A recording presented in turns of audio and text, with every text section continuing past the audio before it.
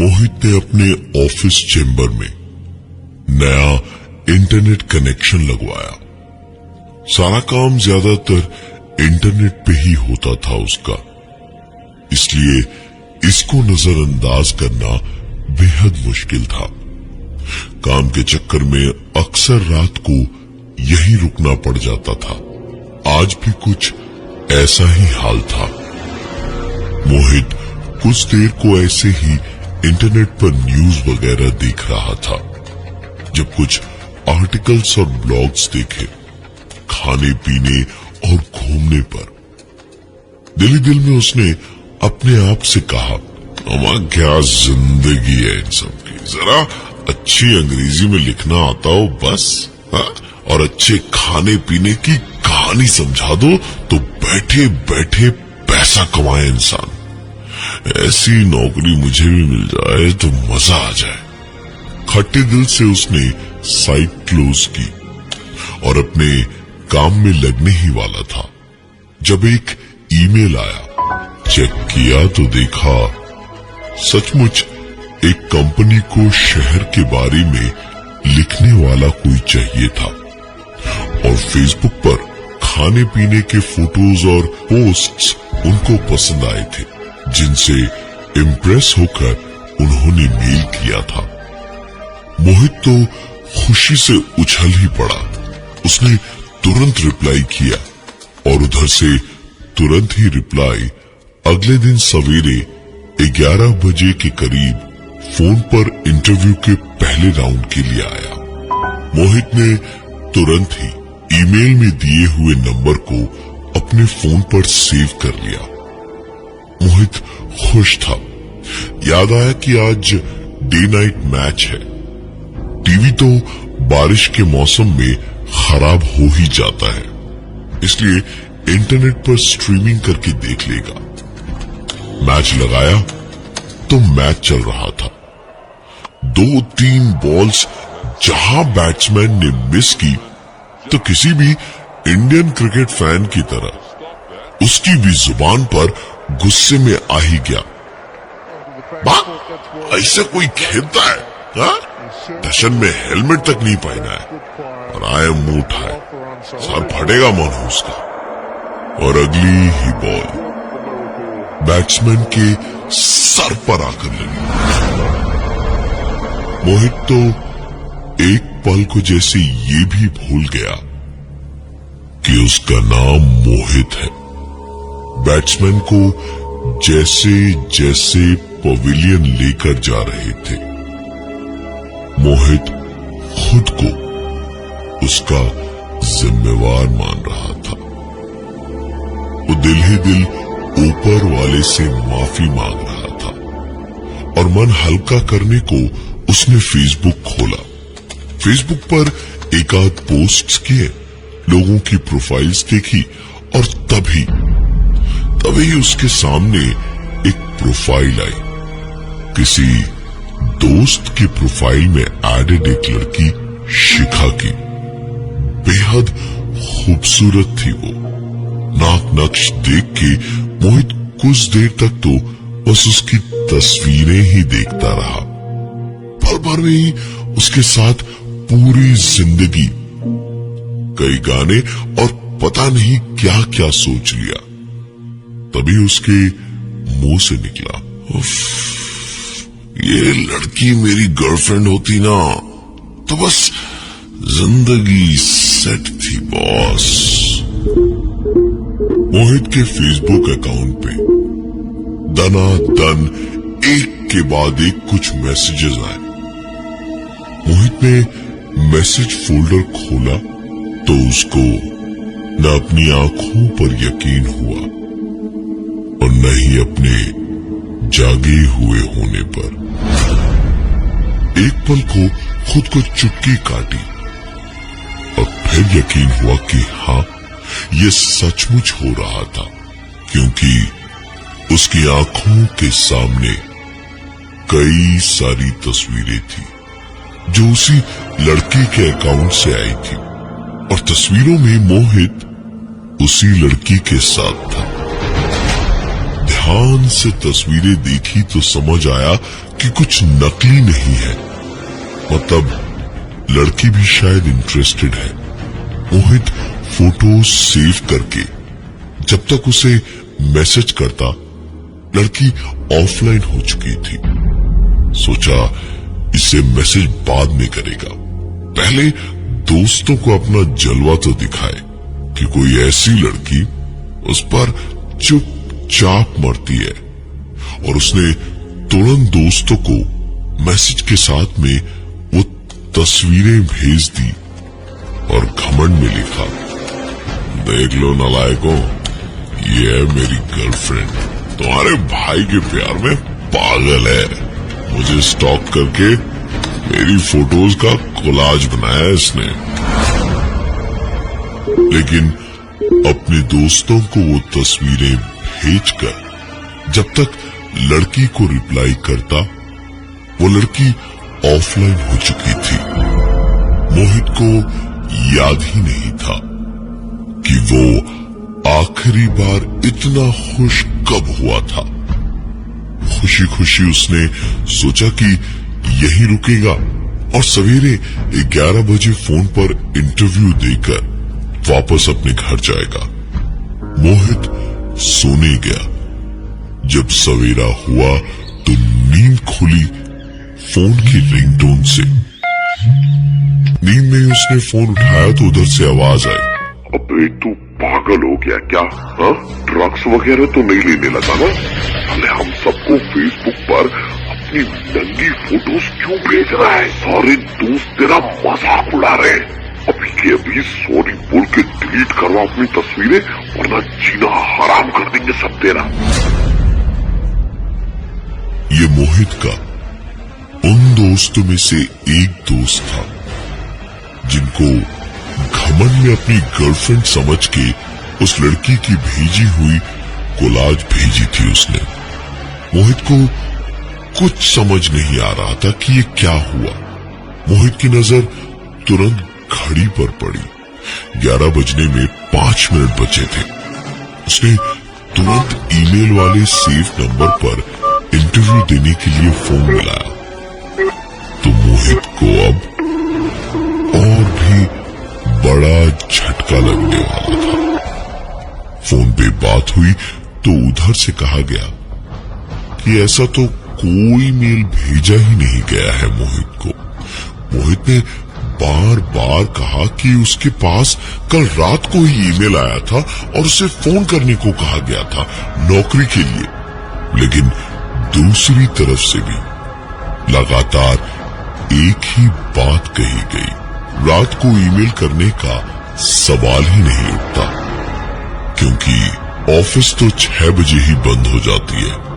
और ऐसा कोई भी ईमेल पिछले 3 महीनों में किया ही नहीं गया है, क्योंकि यहाँ कोई नई वैकेंसी नहीं है।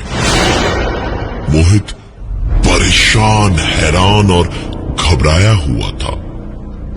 एक बात और थी, भागकर मोहित ने दरवाजा खोला और न्यूज़पेपर उठाया और पहले पेज की हेडलाइंस न देख के पीछे से न्यूज़पेपर का स्पोर्ट्स पेज निकाला। इंडिया ने मैच जीत लिया था और जिस बैट्समैन के सर पे चोट लगना मोहित ने देखा था, वो मैन ऑफ द मैच बना था और सर पे बॉल लगने जैसी किसी बात का कोई जिक्र नहीं था। मोहित का दिमाग ठनका। जो उसने इंटरनेट पर देखा, पढ़ा या पाया, उन सब में गड़बड़ थी। जरूर हो न हो, ये इसी इंटरनेट में कुछ गड़बड़ है। उसने तुरंत इंटरनेट वाले को फोन किया और कहा, ये तुम्हारा जो डब्बा डुब्बी लगा के गए हो, हाँ, सबका सब आधे घंटे में निकाल कर ले जाओ यहां से। वो आदमी भी क्या करता, मजबूरी में उसने कहा, सर आज तो शनिवार है, कोई नहीं आया है। सोमवार को लड़का आएगा तो वो आपका इंटरनेट कनेक्शन डिस्कनेक्ट कर देगा। मोहित फोन पटक कर कोने में जाकर कुछ देर बैठा रहा और फिर वापस सो गया। दोपहर का वक्त था। मोहित सो ही रहा था जब उसकी नींद एक जानी पहचानी आवाज के साथ खुली।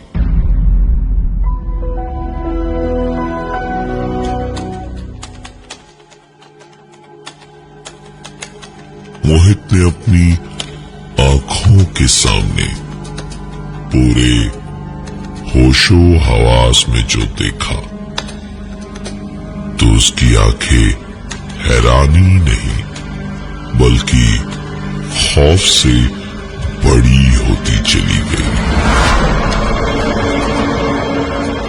क्योंकि कंप्यूटर न सिर्फ अपने आप ऑन हो चुका था बल्कि उस पे बटन्स अपने आप दब रहे थे जैसे कोई इंटरनेट चला रहा था।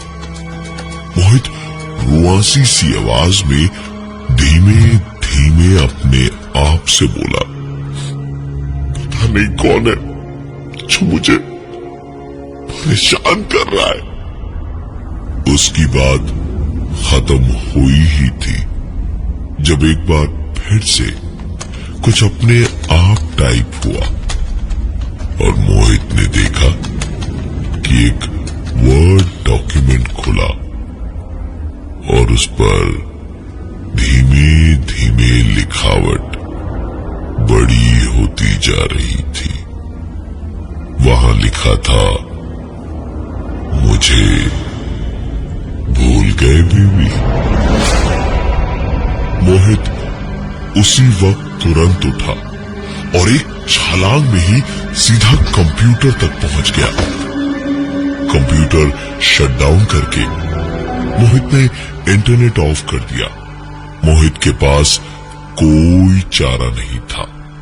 उसने तुरंत प्लग निकाल दिया। मोहित को लगा कि अब शायद वो चैन की सांस ले पाएगा, लेकिन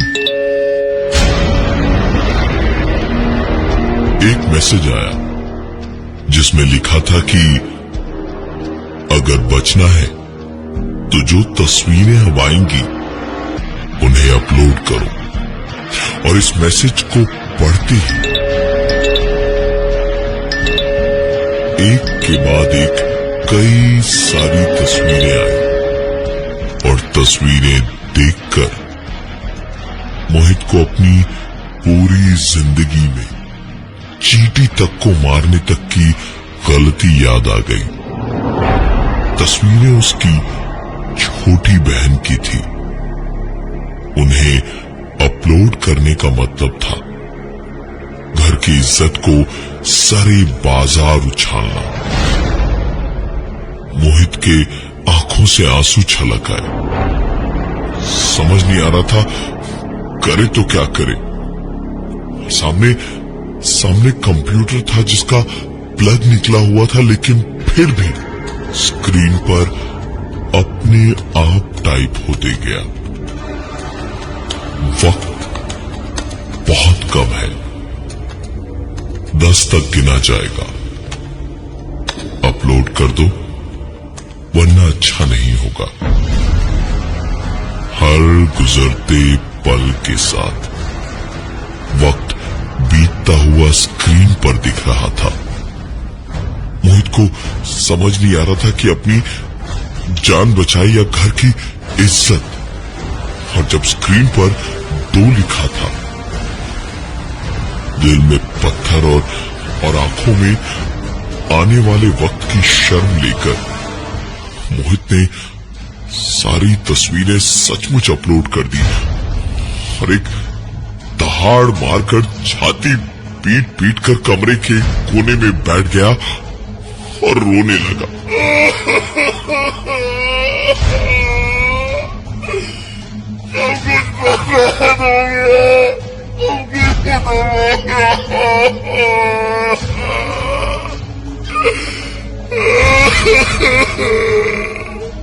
मोहित खुद को संभाल नहीं पा रहा था जब उसकी इस चोट को दोहरी चोट करने एक फोन आया।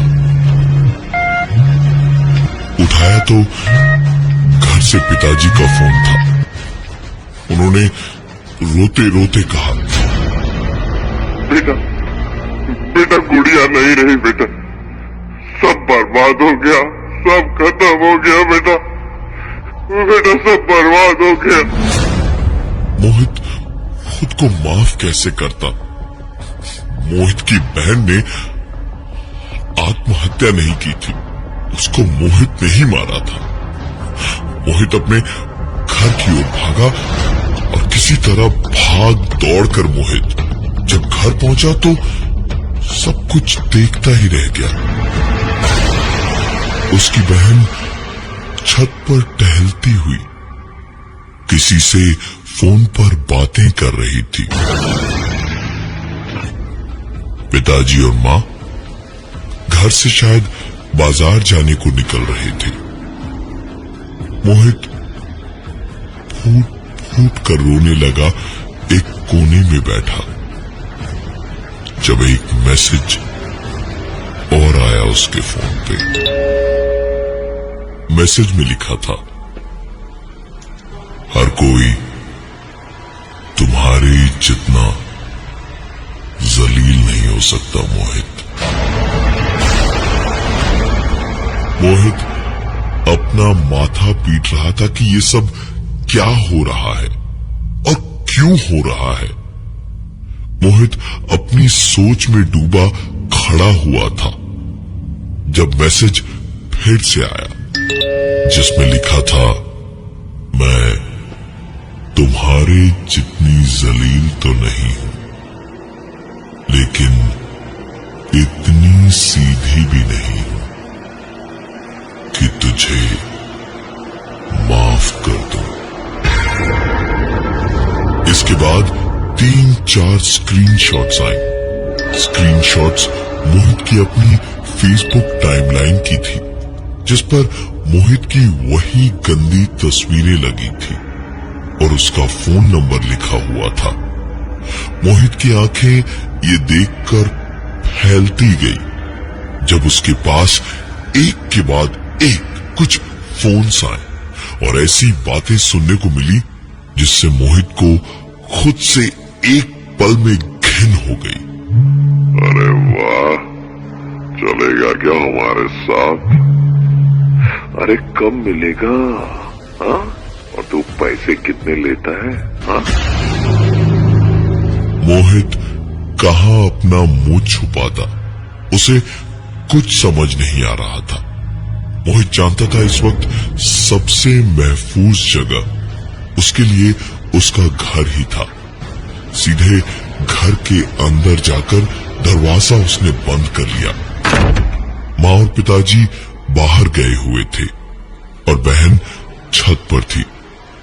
मोहित अपने कमरे में जाकर अपने घुटनों में बैठा हवा से बातें करने लगा, रोने और गिड़गिड़ाने लगा, माफिया मांगने लगा।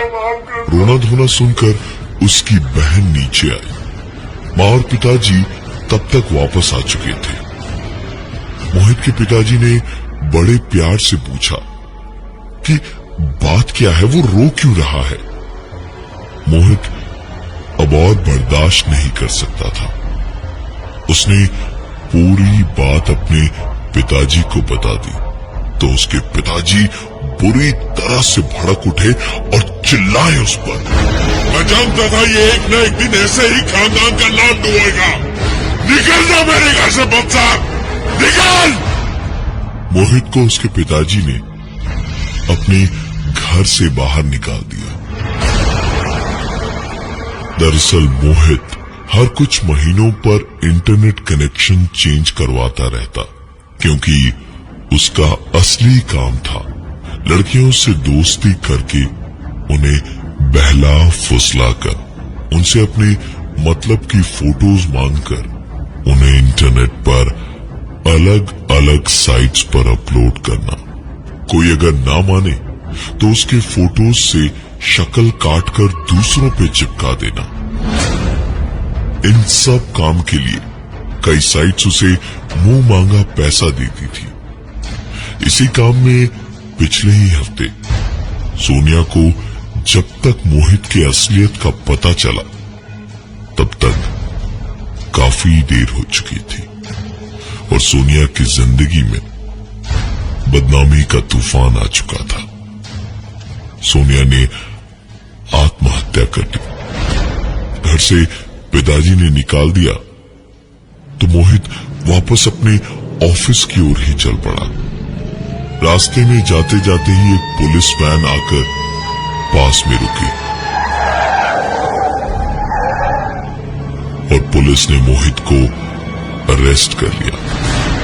उनका कहना था कि सोनिया के लिखे सुसाइड नोट के बिना पे उन्होंने चैट्स और फोटोज जहां से अपलोड हुए थे वहीं का आईपी एड्रेस निकाला और आखिरकार मोहित और उसके काम का पता चला। मोहित आज की तारीख में फिलहाल जेल में सजा काट रहा है और कहते हैं कि कभी कभी रातों को उसे दौरे पड़ते हैं जब वो दीवारों की ओर मुंह करके घुटनों पर बैठकर गिड़गिड़ाता है, रोता है, माफी मांगता है और कभी पत्थर से तो कभी अपने खून से दीवार पर अपना आईपी एड्रेस लिखता है 10.104.67.7